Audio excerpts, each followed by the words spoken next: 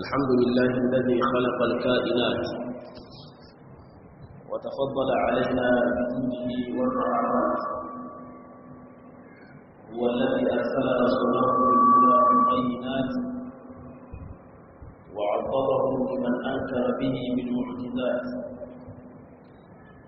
أنزل التوراة والإنجيل والزبور وأتمها بالآيات. علام الخفيات قاضي الحاجات، والنظر إلى وجهه نهاية الغايات. والصلاة والسلام الأتمان الأكملان على أفضل الأنبياء والمرسلين نبينا محمد صلى الله عليه وآله وصحبه وسلم.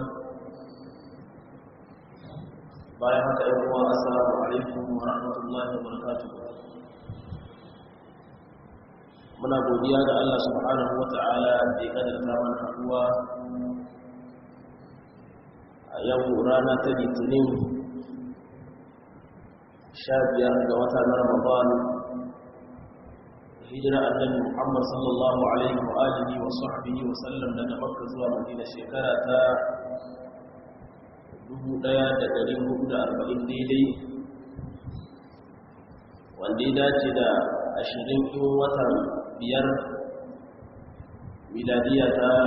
2019. Yana insha Allah ta'ala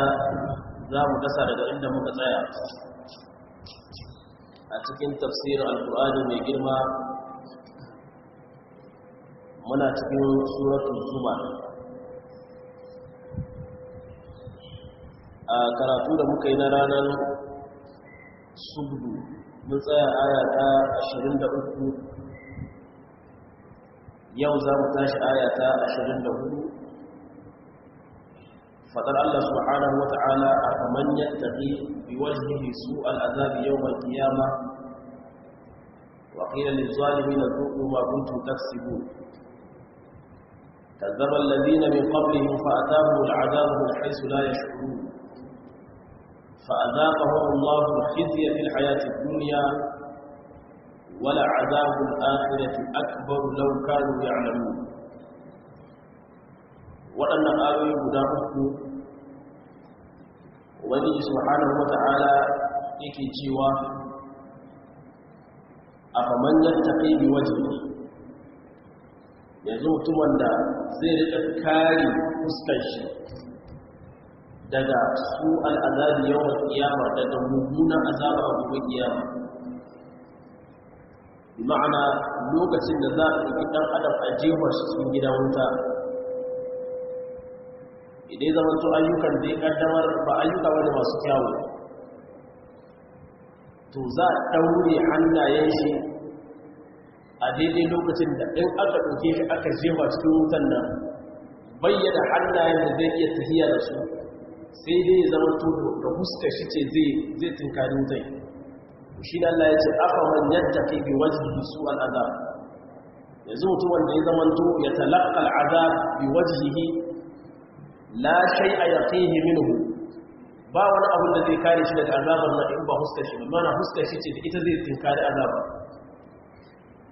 yawan kiyama a gobe kiyama ubangiji subhanahu wa ta'ala yake cewa qila lil zalimin za a ce wa azzalimai zuku ma kuntum taksibun,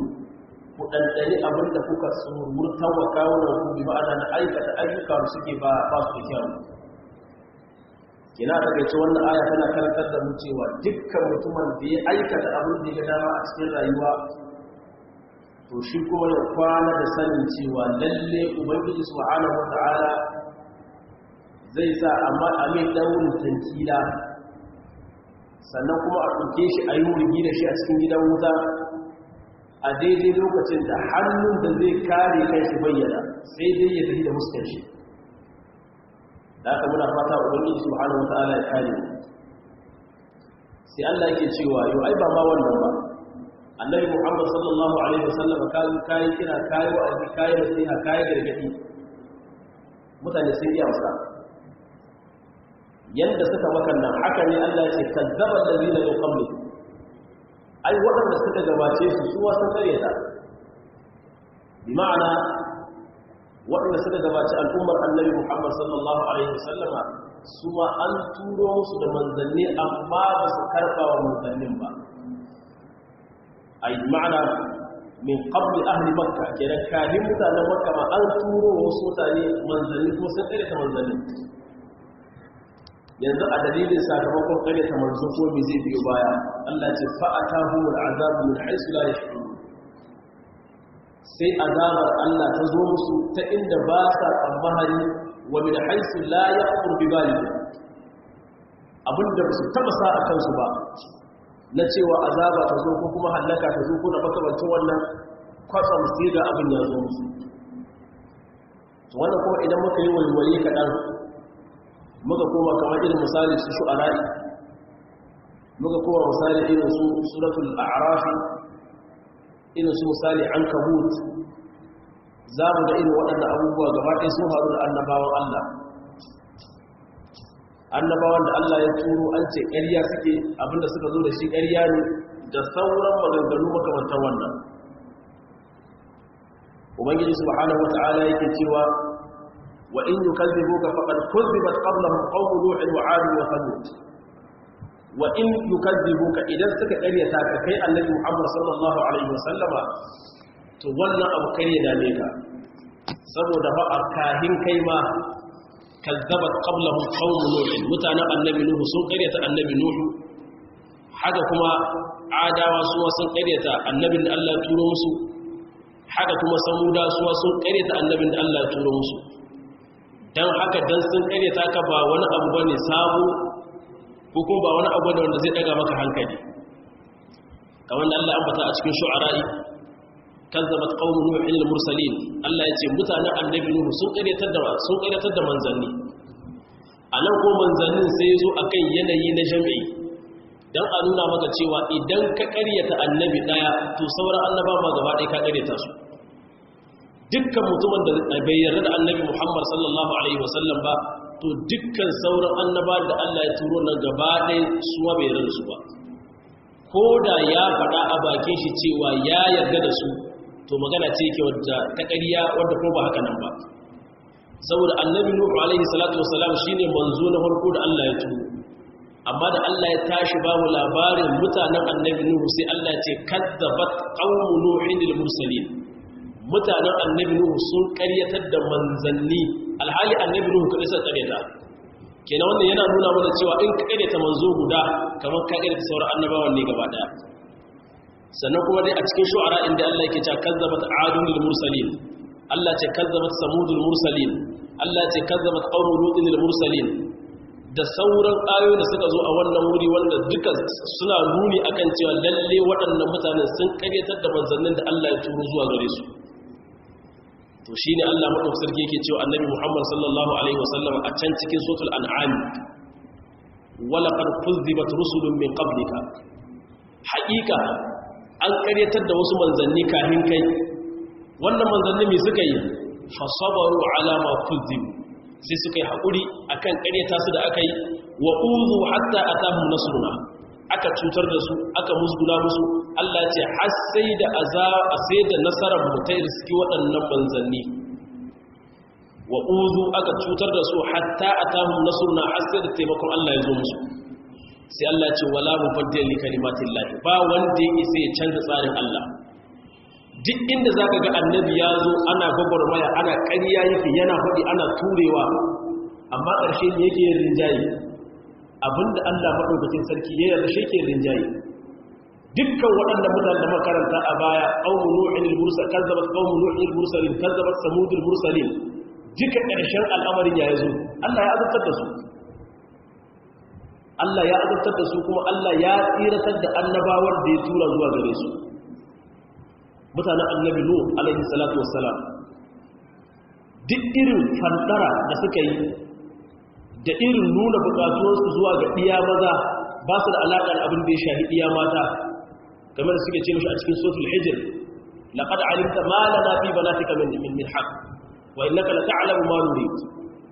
suka ce ka samu ba mu da iya mata abin da muke bukata shine wannan bakin naka ka ba mu bijin da aikin liwadi da su subhanallah shine annabi Nuh alaihi salatu wassalam ya fusata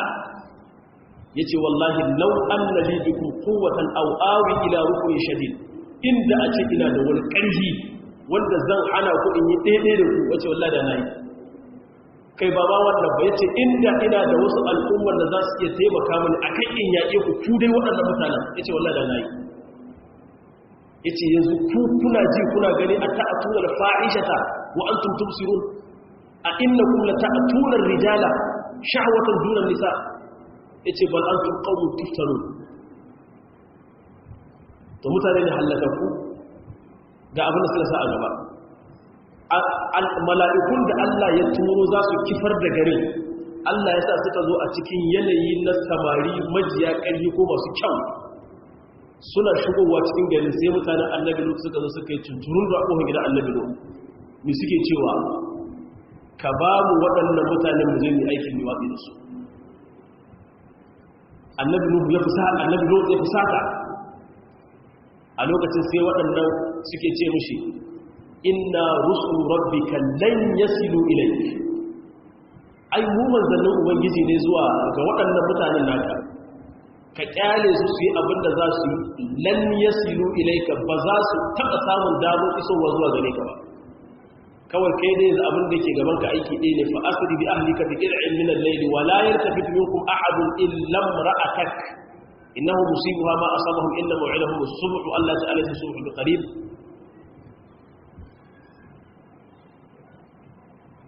waɗannan mutane a haka ubangiji subhanahu wa ta'ala ya halakar da su sun zo suna fama a masu waɗannan mutane a she mala'ikun da Allah turo su halakar da su ƙarshe suka halaka su aka ɗauki garin aka yi sama-sama da shi aka kihe shi ruwa daga sama ruwa daga ƙasa aka ubangiji subhanahu wa ta'ala ya ƙare da waɗannan mutane gaba ɗaya shi ne Allah ya ce wala qad ja'aka min naba'il mursalin ai hakika ya zo maka labarin annabawa da suka gabace ka akan cewa ga yanda Allah ya yi da su kuma ga yanda aka ƙaryatar da su kuma ga yan ƙarshen labarin Allah ya ba da rinjaye da cin nasara akan su waɗannan masu imani dan haka kenan kar ya daga maka hankali dan an ƙaryata ka dan an ce abin da ka zo da shi ƙarya ne wa in yukazzibuka faqad kuzzibat rusulun min qablika wa ila Allah turja'ul umur idan an ƙaryata ka to haƙiƙa an ƙaryata wasu manzanni kahin kai amma kuma ka tsokan in labari gaba ɗaya raskwanan magana tana komawa ne zuwa ga Allah subhanahu wa ta'ala kuma kowa ya koma haka Allah ya faɗi mishi a cikin suratul an'am yace qad na'lamu innahu la yahzunuka alladhi yaquluna fa innahum la yukadzibuna walakinna adh-dhalimina bi ayati llahi yaj'alun yace haƙiƙa na'lam Allah ce mun sani la yahzunuka yana bakanta maka rai abinda waɗannan mutanen Quraysh suke maka na ƙaryata ka la yahzunuka alladhi yaqulun fa innahum la yukadzibuna Allah ce kiyare su ba ƙaryata ka suke ba walakinna adh-dhalimina bi ayati llahi yaj'aluna sani cewa kawai azzalimai da ayoyin Allah ne suke jayayya sun san abin haka ne har a cikin kokon zuciyarsu amma ba za su imani da abin ba shi ne can cikin ƙasar sai Allah ke cewa wa jahadu biha wa staiqanatha anfusuhum zulman wa uluwa Allah ya ce jahadu biha jayayya ne suke da abin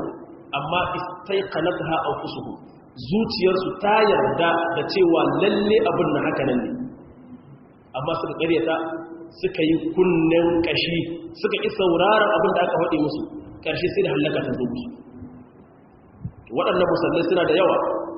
yanzu misali idan ka ɗauki irin annabi nuhu dai shekara 50 na wa'azi idan ka ɗauki irin misali annabi nuhu alaihi salatu wassalam in ka ɗauki misali irin annabi ibrahim alaihi salatu wassalam wace irin gwagwarmaya ce ba su yi ba wani irin kalubale da ba su fuskanta ba wani isar da saƙon Allah subhanahu wa ta'ala annabi ibrahim har sai da aka haɗa wuta aka sa shi a ciki har riƙuhu wasu ru'ali haka kun in kuntum fa'ili قل لا يا نار كوني بردا وسلاما على إبراهيم to haka za ka samu annabawan nan gaba ɗayan su babu wanda bai wahala ba wanda bai jikkata ba to daga shine Allah yake cewa anan in wasu ka ƙaryata ka to ba wani abu ne samu dama kazzabal ladina min qablihim fa atahumul azab a dalilin ƙaryata wanda suka yi atahumul azab sai azabar Allah ta zo musu wannan azaba kuma da ta zo musu min haisu la yashurun ta inda ba su taɓa tsammanin cewa ta wannan hanyar azabar su zo musu ba. Mutanen annabi salihu da suka nemi cewa ba za su yi imani ba,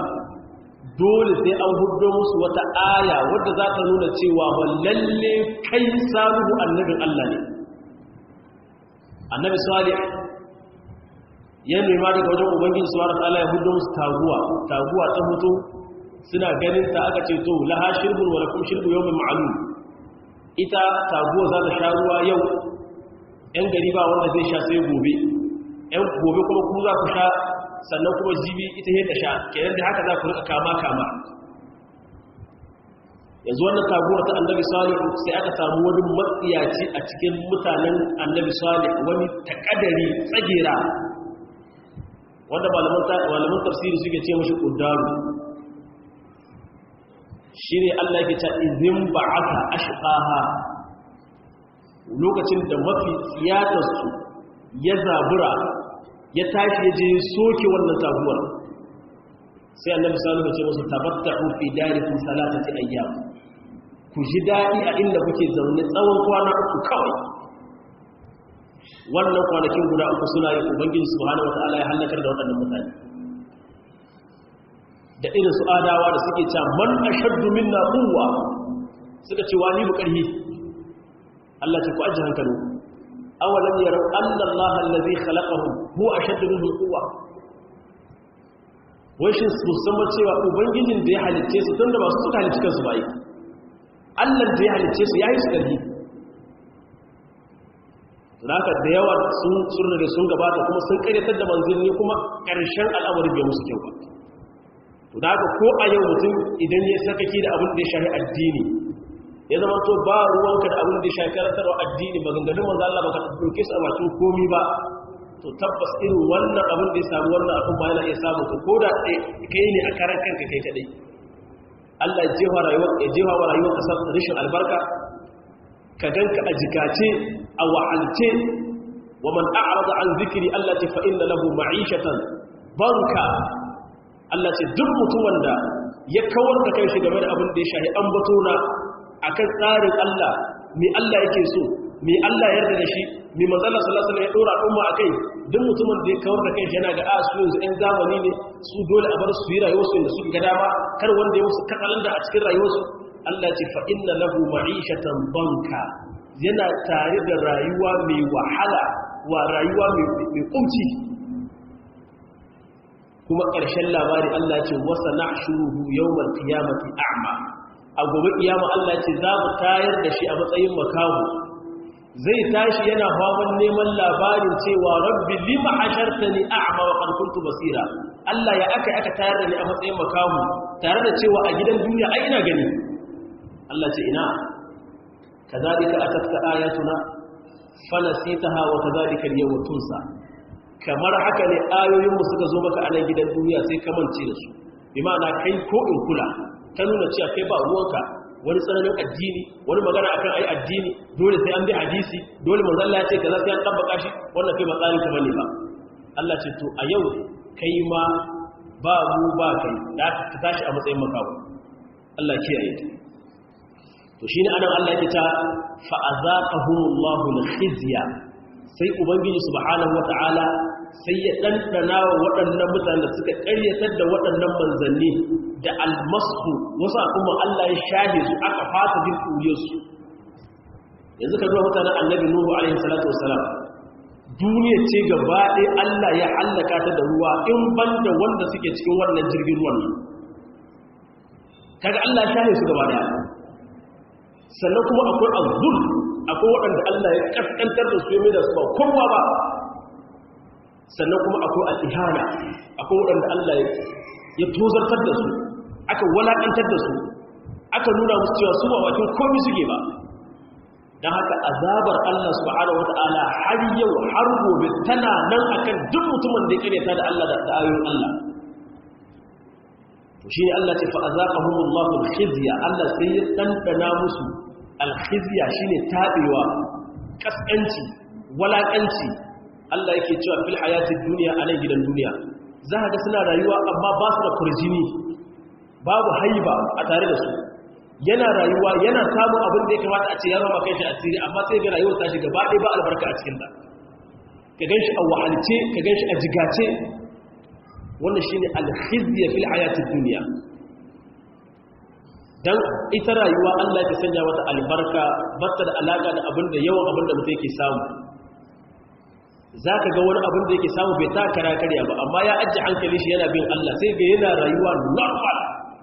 bai da matsala amma kaga wani abin da yake samu a wuni ya kai abin da wancan yake samu a wata amma zaka ga rayuwar wancan tahi abin burgewa da sha'awa da ƙayatarwa sama da shi wannan mutumin da yana cikin abin da yake samu male-male amma kuma rayuwar bata da albarka babu wani jin daɗi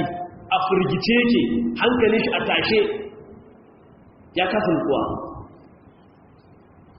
shi ne ubangiji subhanahu wata'ala yake babu labari a cikin suratul najm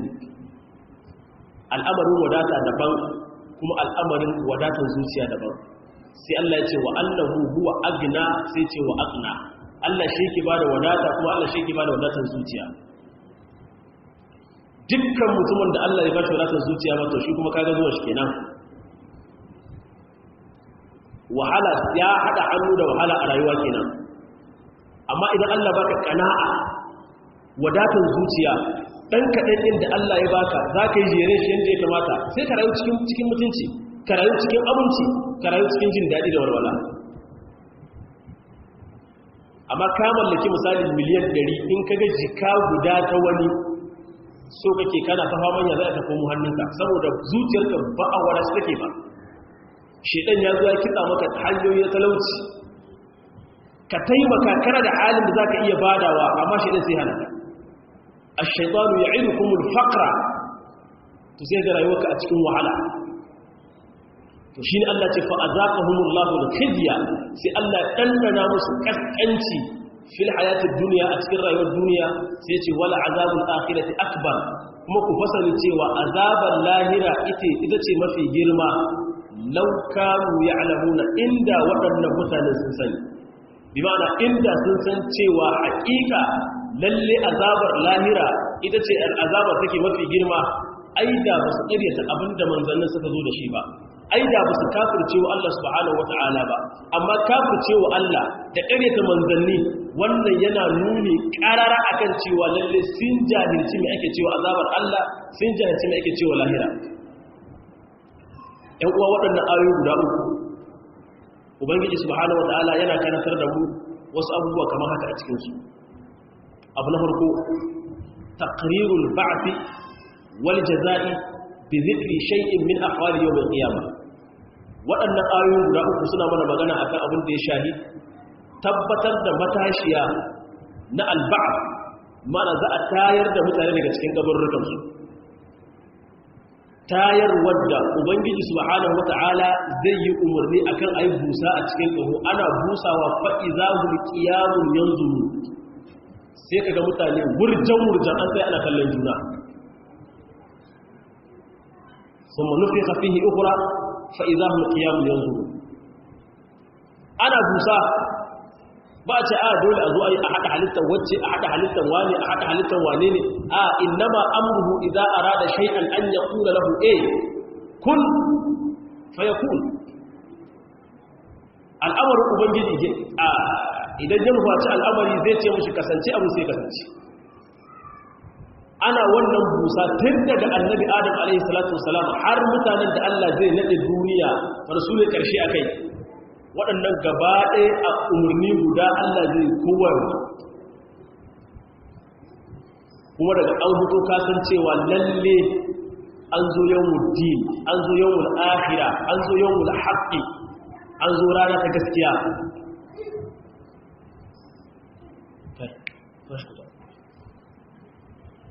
daga an zo wannan matakin kaza an zo lokaci na gaskiya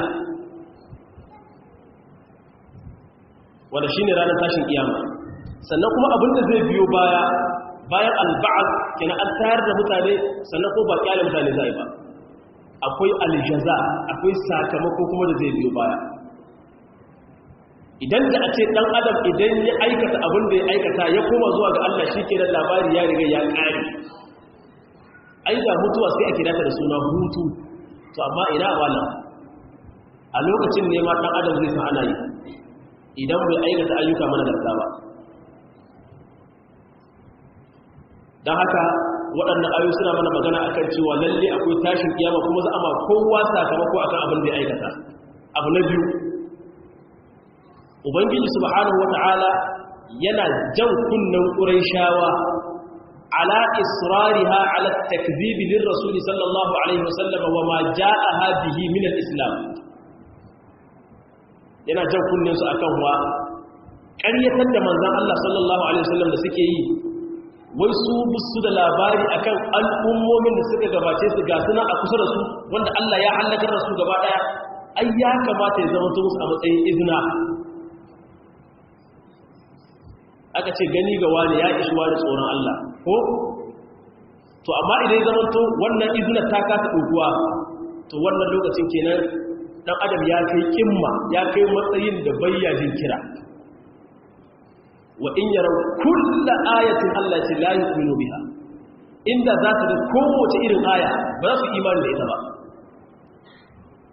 sannan abu na uku abinda wannan ayoyi suke karantar da mu al'azabu ala at-takdhib wal ma'asi minhu ad-dunyawi wa minhu al-ukhrawi dukkan mutumin da ya kare ta ayoyin Allah to akwai kalar azabar da Allah zai mai a cikin rayuwa zai ga kamar yana jin daɗi shi kuma kanji Allah ya wahala ce yake sha jina kai yanzu a makiɗi misali ko mawaƙi ko wanda zai zo rika taka rawa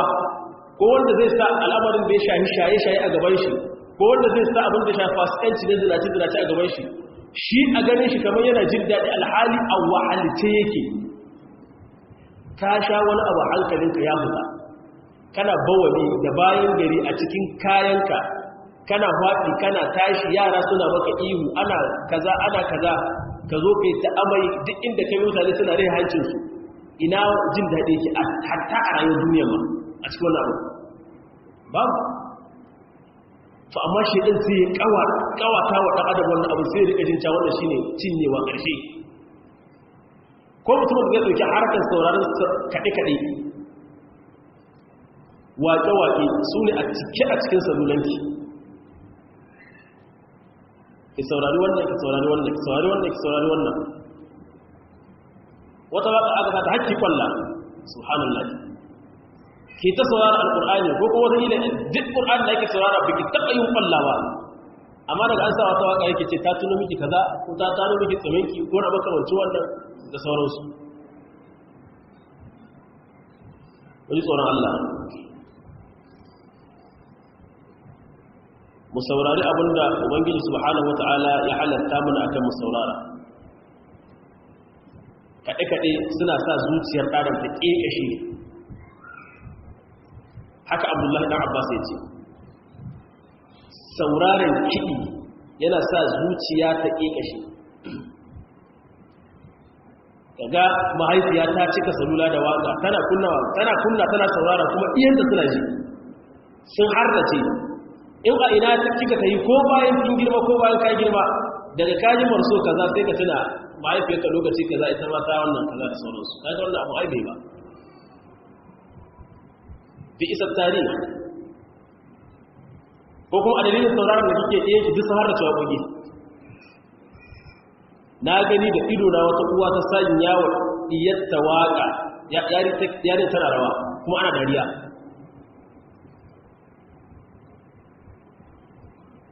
to kaga wannan in dalla ala shay fa inma yadullu ala anna al umma bata kai matsayin da za ta fara tarbiya saboda ita ma da kanta bata da tarbiya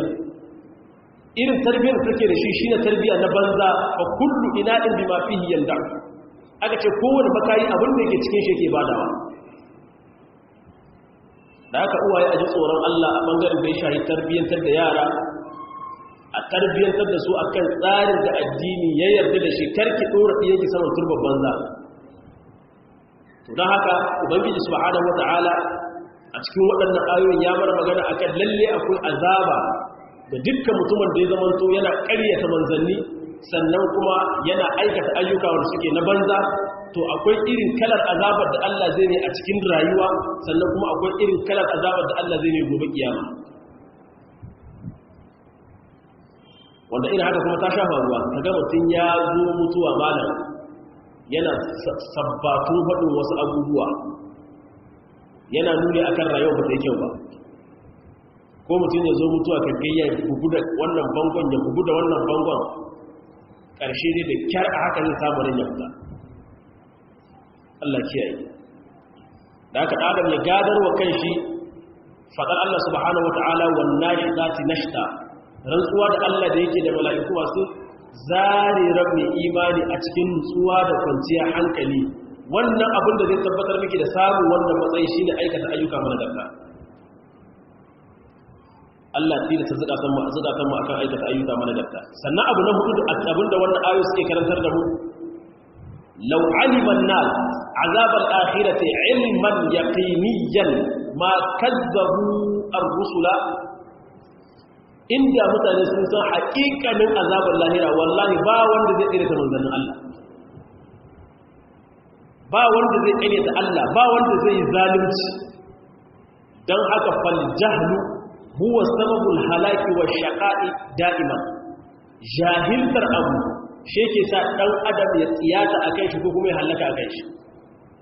Laraba suna cewa al-insanu aduwwu ma jahila. Sai kana kiyaya da abu a lokacin da ka jahilce shi. Da haka dai waɗannan ayoyi guda uku ga abin da suke karantar da mu. Aya ta 27 Allah ke cewa wa laqad darabna lin-nasi fi hadha al-qur'ani min kulli mathalin la'allahum yatadhakkarun. sai ce ƙur'anan arabiyyan ghayra dhi iwajin la'allahum yattaqun. daraba Allahu mathalan rajulan fihi shuraka'u mutashakisuna wa rajulan salaman li rajulin hal yastawiyani mathala alhamdulillahi bal aktharuhum la ya'lamun. innaka mayyitun wa innahum mayyitun thumma innakum yawmal qiyamati 'inda rabbikum takhtasimun. a cikin waɗannan ayoyi ubangiji subhanahu wata'ala yake cewa walaqad haqiqa darabna lin-nas, mun buga misali ga mutane. darabna lin-nas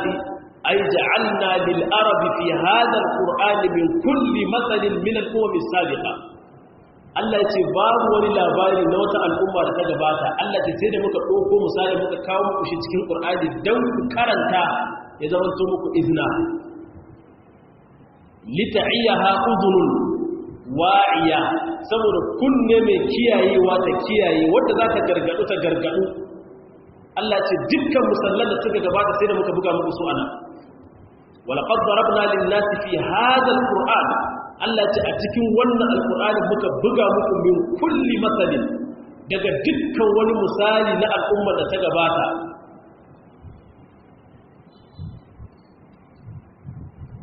sai Allah ce manufar yin haka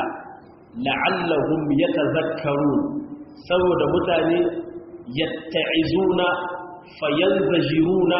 amma hum fihi min ash-shirki wat-takdhibi ila al-iman wat-tauhid. mutane su ɗauki wa'azi, mutane su hannu game da abin da ya shahi shirka da ƙaryata manzan Allah sallallahu Alaihi wasallama, su koma zuwa ga imani da Allah subhanahu wa ta'ala da kaɗaita Allah mai girma da buwaya a cikin ibada. Wannan shi ne dalilin da ya sa Allah yake jan hankalin mutane kuma Allah yake buga musallai. Allah ce la'allahum yatazakkaru, sai ki ta ƙur'anan bi ma'ana abin karantawa, ko ka ce ƙur'ani. shi alƙur'ani nan da yake hannunmu a yanzu arabiyyan, alƙur'ani ne balarabi, ghayra zai iwajin, bi ma'ana la lubsa fihi, babu wani rikitarwa a cikin shi, wala ikhtilafa fihi, babu wani rikici a cikin shi, kuma hada aka fala udra lahum fi adami fahmihi wa idraki ma'anahu. ba wani mutumin da yake da uzuri akan rashin fahimtar alkur'ani mai girma. dan qur'ani ne balarabe kuma gaira zai iwajin, banda babu wata karkata ko wani rikici ko wani sabani a cikin shi alkur'ani mai girma. Allah ya faɗe shi ƙwado-ƙwado dalla-dalla kuma Allah ya sa malamai suka biyo baya suke magana shi filla-filla ga al'umma don su yi aiki da abin da ke cikin al'ur'ani mai girma don yanke hamzari da uzuri ga kowa. Shi ne Allah ya ce ƙur'anan abin karantawa ko kuma al'ur'ani arabiyyan balarabe da aka ƙur'ani kuma ana karanta shi da larabci. Ba za ku ce ku hausawa ne kuna da babbako hausa ko kuma ku hulani ne kuna da babbako fullanci ko kuma ku kanuri ne kuna da babbaku naku na bare-bare ko kuma ku buzaye ne kuna da irin naku babbaku la ƙur'ani ne balarabe duk wanda ya tashi karanta shi an ci harshen shi ake yi ya karanta alƙur'anin nan da wannan harshen na larabci.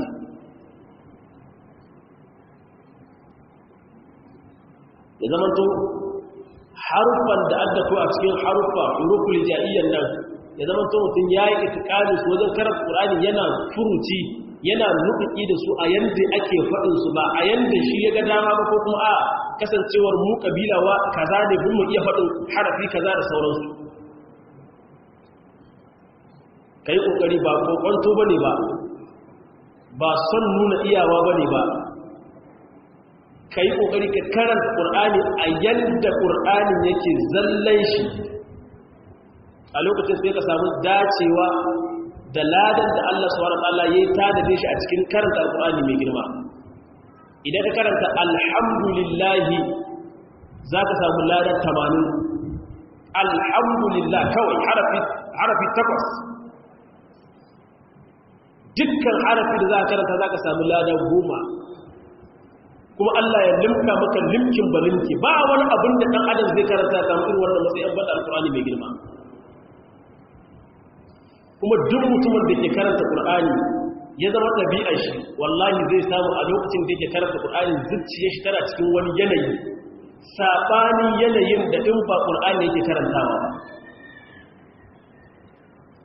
Dan haka Allah madaukakin sarki yace mun buga ma mutane musallai a cikin alkur'ani mai girman nan musallan al'ummar da suka gabata kuma shi wannan qur'ani balarabin alkur'ani ne ba wata karkata a cikin shi ba wani rikitarwa a cikin shi. Allah madaukakin sarki yayi haka Allah ce la'allahum yattaqun saboda mutane su ji tsoron Allah subhanahu wataala su koki kariya tsakaninsu da azabar Allah mai girma da buwaya. Kariya akan azabar Allah madaukakin sarki kuma mutun ya neme shi ta kowace hanya, sallah ne, azumi ne, karatun qur'ani ne, duk umurnin Allah da manzo na dadi nayi bari na bari. Shi yasuwa da misali a cikin irin wannan wata mai albarka watan Ramadan. Manzo Allah sallallahu alaihi wasallam ya ce ittaqun nara walau bi shiqqi tamra. Ku ji tsoron wuta, ku nemi Allah ya kare ku daga azabar wuta daidai da abin da yake tsagin da biro ne. Ko da shi kika mallaka ki yi kokari da biro da yake tsaga ki ba wani makwabcinki wanda bayyana wani dan uwanki wanda yake bukata. Da haka Allah ya ce la'allahum yattaqun sai Allah ya ƙara da cewa daraballahu masalan. Yanzu anan ubangiji subhanahu wataala yake ba mu labari daraballahu masalan rajula. Allah yake ba da labari na wani mutum fihi shuraka mutashakisuna. A tare da shi wannan mutum akwai shuraka mutashakisuna bi ma'ana mutanazi'una li su'i akhlaqihim. Mutum ne guda daya a ce bawa misali, bawa ne amma yake da uban gida misali guda 5. An gane uban gidan nashi daya yace wani je ka shayar mun da dabbobi na, ɗaya ce je ka noma a kisuwa gona ka yi noma, ɗaya ce ka je ka mun cefanen gidana, ɗaya ce a kayana za ka wanke mu, ɗaya ce a je ka waje ka za ka mun aiki kaza. Mutum ɗaya ne kuma uban gida 5 kuma suka ba shi umarni 5 a lokaci ɗaya, shi kuma shi ɗaya ne. Wannan umarnin ya ciku ba zai ciku ba. To misalin da Allah ya kira mu anan rajulan wani mutum wanda ya hada masalan rajulan fihi shuraka, akwai abokan tarayya da yawa akan wannan mutumin daya. kuma waɗannan abokan tarayya busu da fahimtar juna mutashaki suna ta rikici a tsakaninsu, wanda ya ce i kaza, wanda ya ce bari, wanda ya ce i barci, wanda ya ce tashi, wanda ya ce zauna, wanda ya ce tsaya akan mutum guda. wannan bangare ɗaya kenan. Sai ce wa rajulan, sannan kuma da wani mutum, wani ɗan ma'aikaci misali, wani boyi shi kuma salaman lirajulin, shi kuma sallama ce ko kuma a ce a mulkin mutum ɗaya ne, ai khalisan saliman lirajulin la shirkata fihi li ahadin, bayyana abokin tarayya. Yanzu shi wancan boy iya da ubangida guda biyar, wannan ya ce ikaza, wannan ya ce ikaza, wannan ya ce bari, wannan ya ce i. Sannan a bangare ɗaya kuma ga wani ba boy shi kuma ubangida ɗaya gare shi, ya ce wane je kan gona ka yi muni noma. Me zai zuwa zai aikata ko? Kaga shi mai gidan a cikin hutu, shi ma bawan a cikin hutu,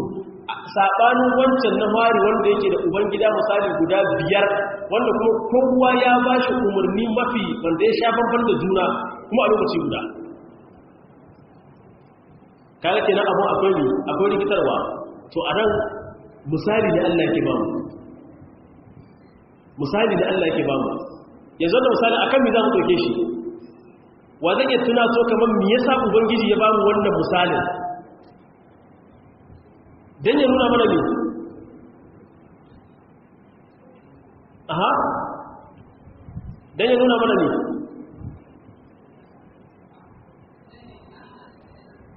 Yanayin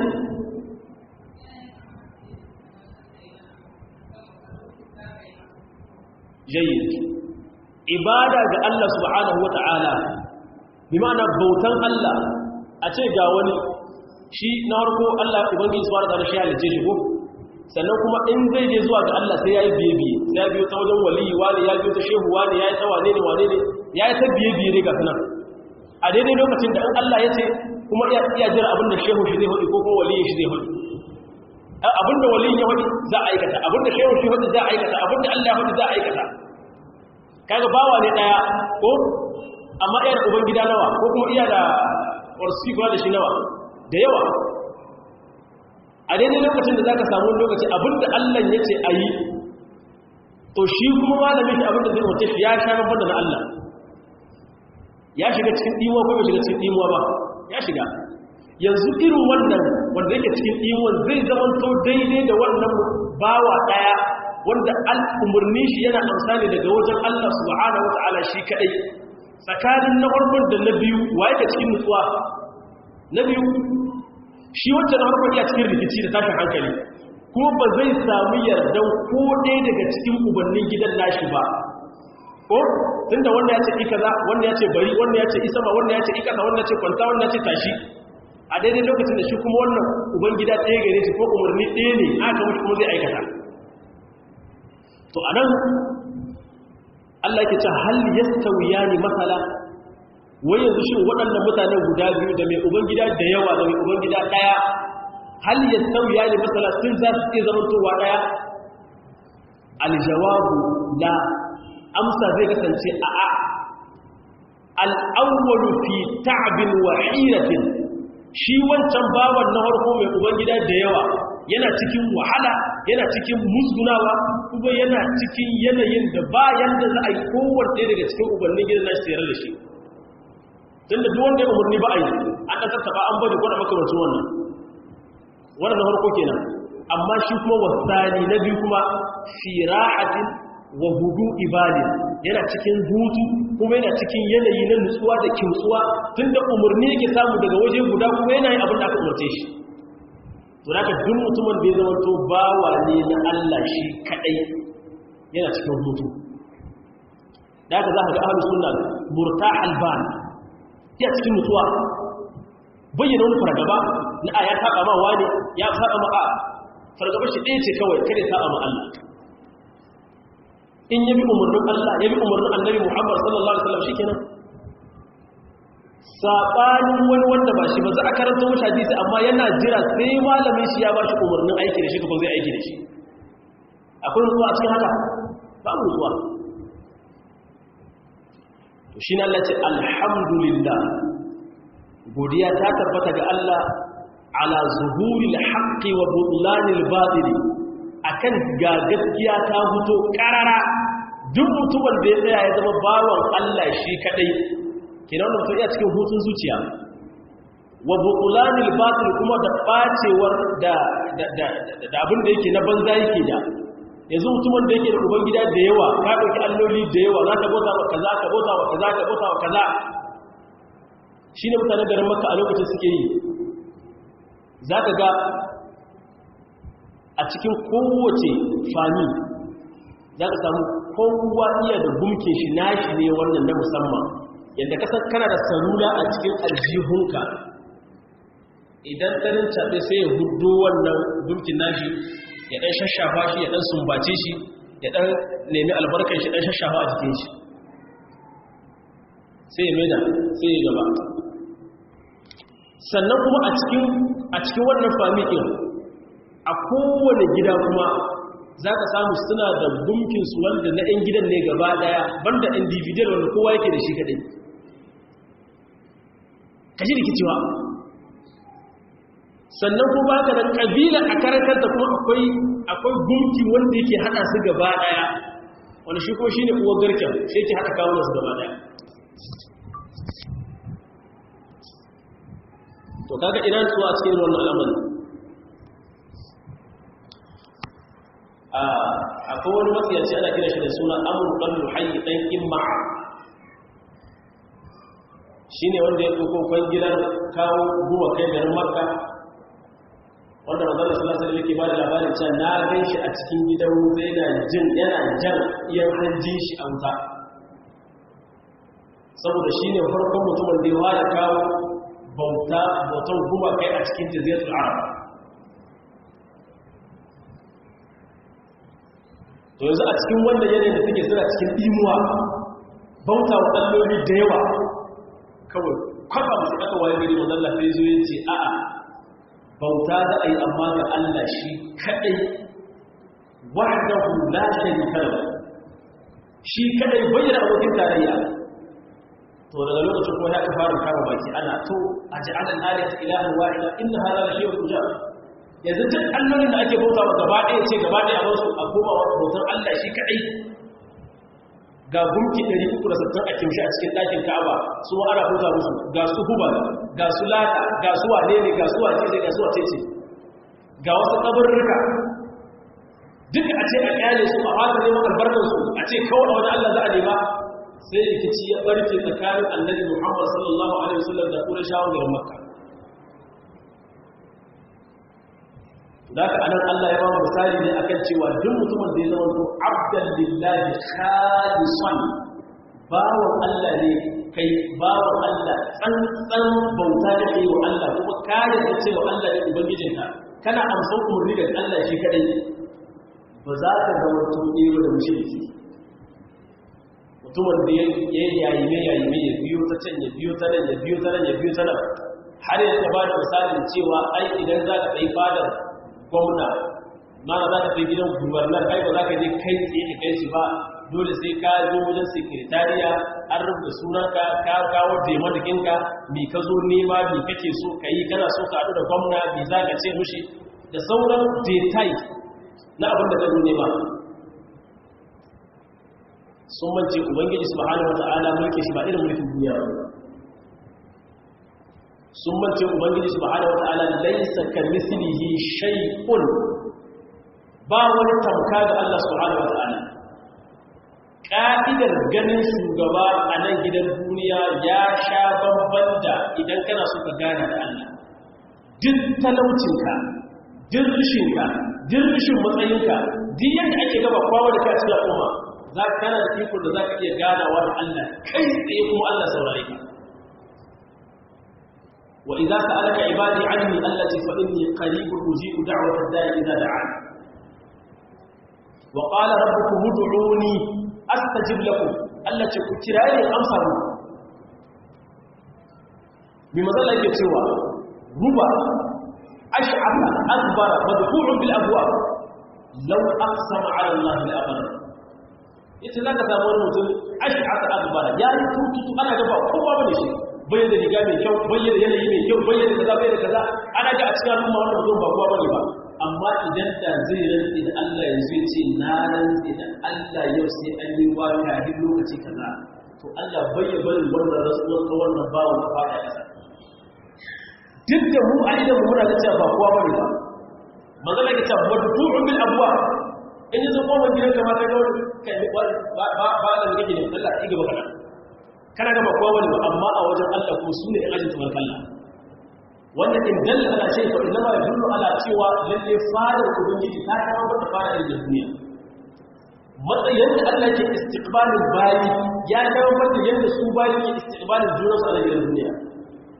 Ya da kai ne sake ka kwatanta yadda Allah yake amsan bawa da yadda wani abin da ya shani al'amarin na rayuwa ka ce ai dole sai an biyo mu muna da dauka za ku iya tunkarar Allah kai tsaye ba ko ba zan iya addu'a ba dole sai na biyo ta hanyar malam wani ko shehu wani ko waliyi wani su ne makusantar Allah waye ce maka man akhbaraka man anba'aka wa ba da labari yana daga cikin aqida ahlus sunna wal jamaa yankewa kada'an cewa wani dan aljanna ne kuskure kuma kadalan da ne cikin lamarin ubangiji yanke cewa wani dan wuta ne kadalan da ne cikin lamarin ubangiji idan mutumin kirki ne tsakanin ku ya rasu ce wani muna kyautata mushi tsammani amma ka ce dan aljanna ne a ina muke da Allah a ina Allah ba ina nasu ba a cewa wani ɗan aljanna ne sai wanda nassin ƙur'ani ya tabbatar da cewa ɗan aljanna ne ko kuma zana tabbatar da cewa ɗan aljanna ne amma irin wanda shi za ka same shi a wajen bid'a za su ce wani ɗan wuta ne su wani ɗan wuta ne wani ɗan kaza ne wani kaza ne a daidai lokacin da kira na addini gaba ɗaya ana magana ne akan aiki ba ta'amilul ashkhas aiki duk wanda ya aikata aiki kaza Allah ya mutu alƙawarin kaza to yanzu sai aka yi misali ga wani ya aikata aikin nan kaza kuma ya mutu ya kuma zuwa ga Allah subhanahu wataala zan yi daga bakin cewa ta wuta ne a in Allah ya gama da iya gama ta mishi matakar dai ba shirka bane ke da Allah subhanahu wataala to da ka alai shi ne Allah ya buga mana misali akan cewa wa rajulan salaman bi rajulin hal yastawiyani mathala sai ce alhamdulillah godiya ta tabbata ga Allah subhanahu wataala sai ce bal aktharuhum la ya'lamun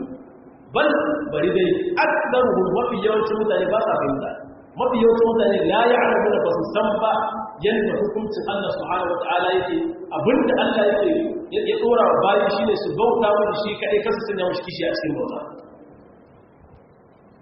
sai Allah ya ce innaka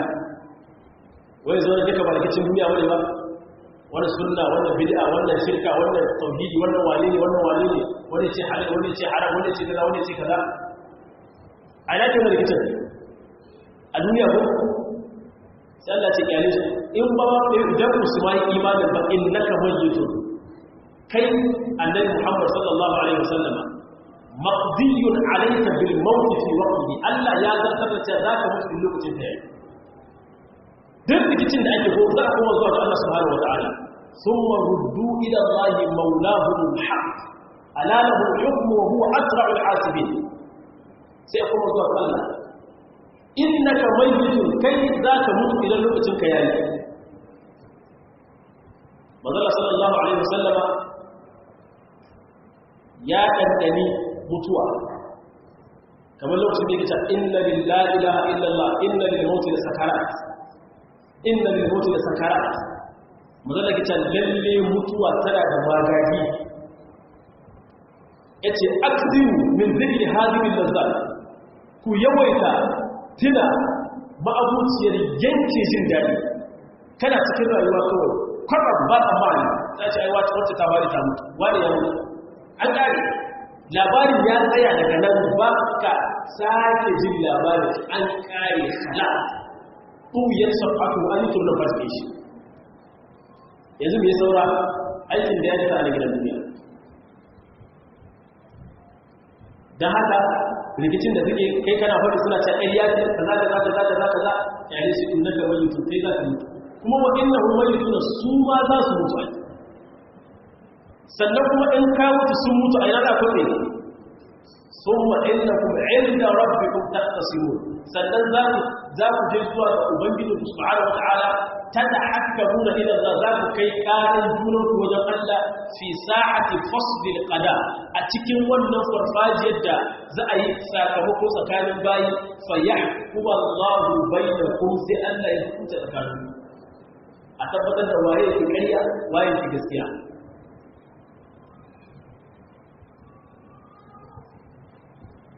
za a faɗi a ce kaza wanda ce ƙarya ne a ce hadisi mazalla ce kaza kawai ce ƙarya ne saboda shi yana da babban malami ne a garin da magana mutane suna saurara shi daga yayi magana an kare magana shi an ɗauka kamar aya ko hadisi kala sai an wanda wannan damar wajen fatar da bayan Allah to za ka je gaban Allah kuma kai bayani a daidai lokacin da ba tuwa babu duk wani abin da ya kasance aiki ne wanda yake na rashin gaskiya babu shi a gaban kiyama daga innaka mayyitun wa innahum mayyituna kai zaka mutu su ma za su mutu sannan kuma za ku haɗu gaban Allah subhanahu wataala Allah ce wa Muhammadu illa rasulun qad khalat min qablihi rusul afa in mata aw qutila qalabtum ala aqabikum wa man yanqalib ala aqibihi falan yadurra Allah shay'an wa sayajidu Allahu shakirin Allah ya ce annabi Muhammad sallallahu alaihi wasallam manzo ne afa in mata yanzu idan ya mutu aw qutila ku aka kashe shi in qalabtum ala aqabikum sai ku koma zuwa ga kan kafirci ku Allah ce duk mutumin da ya koma zuwa ga kafirci falan yadurra Allah shay'a bai tutar da Allah da komai kenan wannan yana nuna cewa lalle za a waye gidan manzo sallallahu alaihi wasallam ya rasu ya bar duniya shine wanda yake cewa law kanat ad-dunya tadumu bi hayyiha la kana rasulullahi hayyan wa baqiya inda duniya tana dawama da suke rayuwa a cikin ta da annabi Muhammad sallallahu alaihi wasallam da ya kasance hayyan da yana raye da bai mutu ba amma daga ganin cewa manzo ya mutu ai kai ka san ina ga shi sunnah mu ɗan ku ci ku ba mu min babu aula da ka halli ɗaya ne kawai mutum ya san ya zai tinkari wannan mutuwar ɗin tazo da ayyukan suke mana da to waɗannan ayoyi suna karantar da mu abubuwa kamar haka abu na farko ubangiji subhanahu wa ta'ala ya mana magana akan buga misali da Allah ya yi kamar da laraba suke cewa bil misali yattadhihu al maqal da misali ne magana ma'anar da ke mutu baki ka gane abin da take ni farko yan sai ai magana wata idan ka gane aka buga maka misali sai ka gane misali da Allah buga mana cikin wannan ayoyi Allah ya ce mana kar a haɗa da kowa a cikin mota a ɗan ta shi akan shi kadai ko sai buga mana misali da ga wani mutum wanda yake da ubangida guda biyar suke ba shi umarni mashabban wanda suka sha bamban kuma a lokaci guda a daidai lokacin da ga wani mutum guda wanda yake shi ko mallakan ubangida ne ɗaya ya ba shi umarni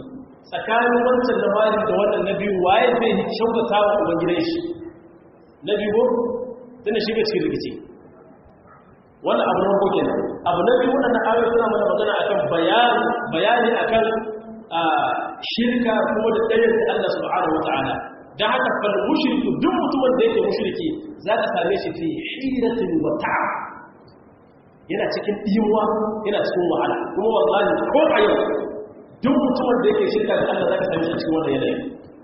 fatta da mutuwa kana da gidan malamai gidan boka gidan waye sauransu har abada ba ta samu abin da take so ba kuma har abada ba ta samu nutsuwa ba ba ka bane ba kun ɗauko kaza kun rataya kun ɗauko kaza kun ɗaura kun ɗauko kaza an binne kun ɗauko kaza kun yi kaza kullum kuna cikin wannan tashin hankali har kuma duniya ba za ku gina cikin shi ba kuna cikin firgici haka ba kawai in malamin sun bai lura da ke hankali ke wani sama sama da ke sa aƙida ba biki da tauhidi ya ce wacce wallahi akwai matsala malam lafiya ce ai wallahi na gano kaza akwai wasu wanda suke binki haka kawai ɗan duniya ke kuma da daga san inda aka dosa ba hankali sai tashi ki kada can fi ki kada can fi ke na farko ki bar addini na duwar abin da kike da shi sai kin buga ki ba wa shi wannan matsayacin mutum haka kawai shi yasa wallahi duk mutumin da babu Allah a cikin rai shi kuma shi wa zai mai gurbi a cikin zuciyarka shedanu sai su ta shawwa shaka tashwishi bi ma'ana tashwish at-tashwish al-mutlaq ka kasa samun sukuni ka kasa samun nutsuwa a cikin rayuwa yanzu ko ga irin matan da suka sanya zuwa gidan malamai da bokaye su ma malaman bokanci ne suke ba wani malamta bane ana bukata ya zama musulmi ma kamar yadda malami duk wanda ta sa wannan abu a gaban da billahi azim sun ce ta samu sukuni ta zauna dan bai tasu ba kullum tana cikin tashin hankali da kike batta da nutsuwa da ka ganta a tunzire take saboda shirka da take ga Allah subhanahu wataala tauhidi shi ke kawo nutsuwa shirka shi ke sa mutum ya furgice sai kullum kike da nutsuwa kin dauko kaza kin darba kin dauko kaza kin binne an yi wane ne an ci kaza an tura da kaza ke ma a karan kai kin zama boka ke ce turare ke ce wane ne ke ce wane ne ke ce wane ne bacci da nutsuwa ko kada ku lura ko a cikin wannan da kuke rayuwa da su suka sa zuwa wajen boka yi aiki ya zama to shi da suka sa da wallahi musulmi ba kuma har abadan abada waɗannan boka ya zama da su kasuwanci suke yi ba za su bar su zauna ɗan haka kawai sai a ce miki ai akwai kaza an ga kaza an yi samu cewa kaza zai faru yanzu ki kawo a yi maganin matsala ya zama ki maganin matsala shi ma ta kai yake duk aikin da zai miki kuɗi za ki ba shi ko ba ka bane ba ko kuma cewa ki kawo da a taimaka miki a ɓangare kaza a samu miki aiki kaza ko ɗiyan ki ta ka matsayi kaza ko da makamantu wanda shi ya ba ki yi shi ko kuma shi ya sa kai ke ta ga wanda matsayi duk wanda ba mata da yake har ya kafin cewa Allah yake aiki da aljanu da sauransu duka da ya samu kuɗi ne kuma kai da baka da hankali sai ka zo kawo kuɗi ka bari wai zai taimaka maka taimakon me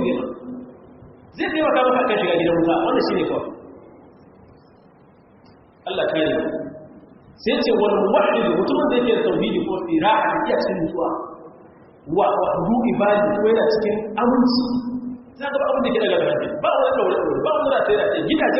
gidan rantsi ke ba wani matsala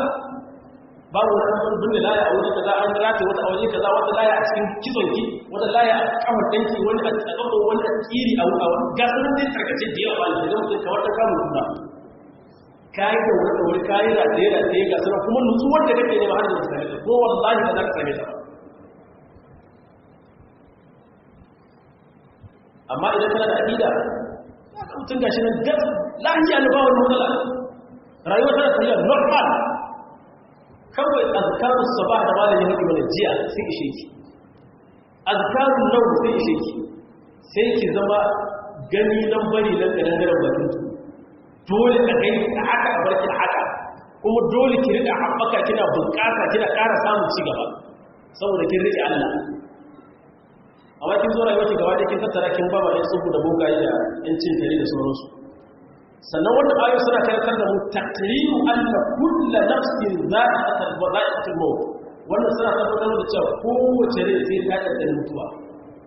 al-maut babu wa kullu an-nas dakhiluhu man lam yamut bis-sayfi mata bi ghayrihi ta'addadat al-asbab wal maut wahid duk mutumin da mutuwa ta kowa ta kowa sai ya shigo tunda da manzo Allah mutu ai magana ta daga tsari sannan waɗannan ayoyi suna karantar da mu bayanu anna khusumatan satakunu yawm al-qiyamati wa yaqdi Allah ta'ala fiha bil haqqi li'annahu huwa al-haqq sannan kuma akwai rikici da zai barke gobe kiyama tsakanin masu gaskiya da marasa gaskiya wa zai hukunci Allah shi zai rabe wannan hukuncin da gaskiya saboda shi Allah shine al-haqq shine gaskiya ذلك بأن الله هو الحق وأن ما يدعون من دونه هو الباطل وأن الله هو العلي العظيم da ka wannan ayoyi da abin da suke karantar da mu da fatan abin da muka saurara ubangiji subhanahu wataala ya sanya mu yi tare a cikin lada abubuwan aiki Allah babu iko aikatawa abubuwan da suke na bari da Allah babu iko bari lokacin mu ya zo ƙarshe insha Allah ta'ala kenan za mu dakata daga nan sai idan Allah kai mu gobe dare da lafiya sai mu dasa daga aya ta 32 اللهم صل على محمد وعلى ال محمد كما صليت على ابراهيم وعلى ال ابراهيم انك حميد مجيد اللهم بارك على محمد وعلى ال محمد كما